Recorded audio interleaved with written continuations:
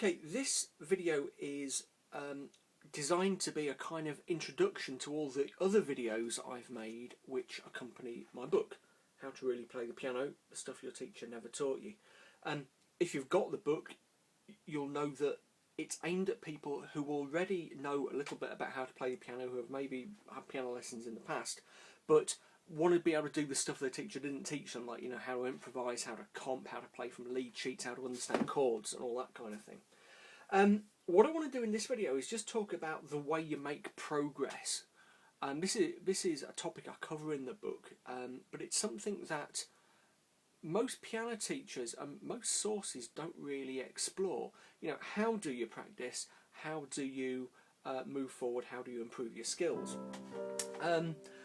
You know, if you ever had piano lessons, the chances are your teacher said to you, look, you know, this is the exercise, this is the piece for this week, go away and practice that. What does that word practice mean? I was lucky, I had a piano teacher who explained to me what a good piano practice was and how to do it. What I want to think about is practice in the context of improvisation. So if you're learning to improvise for the first time, what's the secret of getting it right?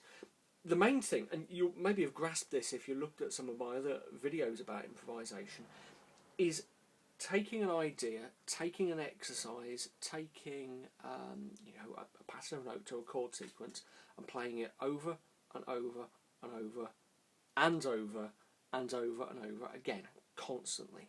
Okay, until it's kind of below the level of your conscious brain and it's really sinking into your subconscious. So the example of the jazz exercise that I posted on my YouTube channel a few weeks ago, that one, I'll post a link to it here. One of the points I made in the video was that you can use that to improve your improvisation skills if you do it over and over again.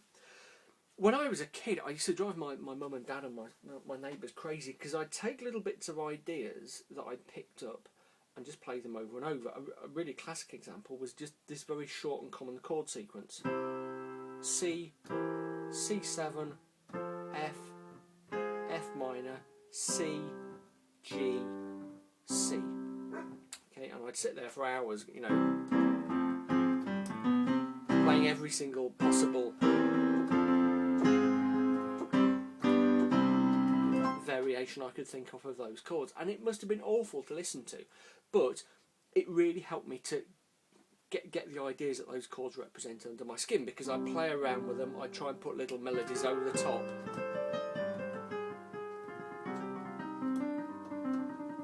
More importantly, I try and move it into other keys.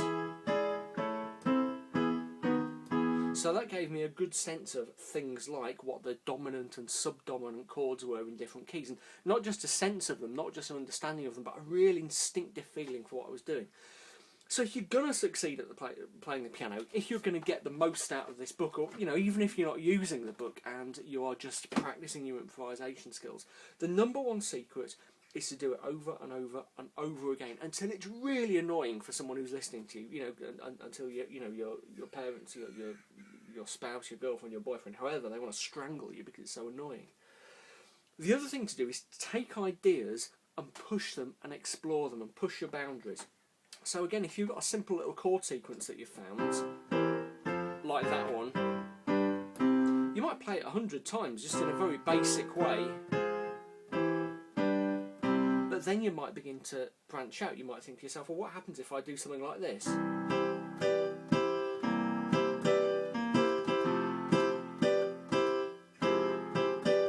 you know, it sounds pretty terrible, but I've learned something, okay? So, you know, that combination is kind of weird, okay? Next time I try something, it might sound more interesting.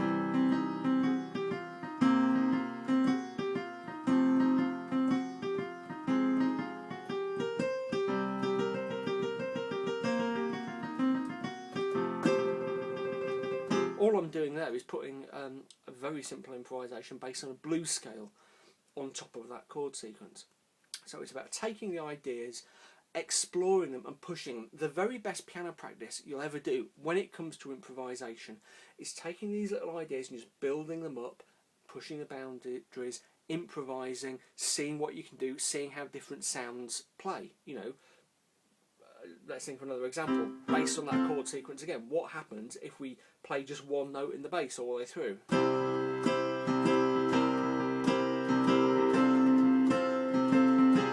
We get a completely different effect.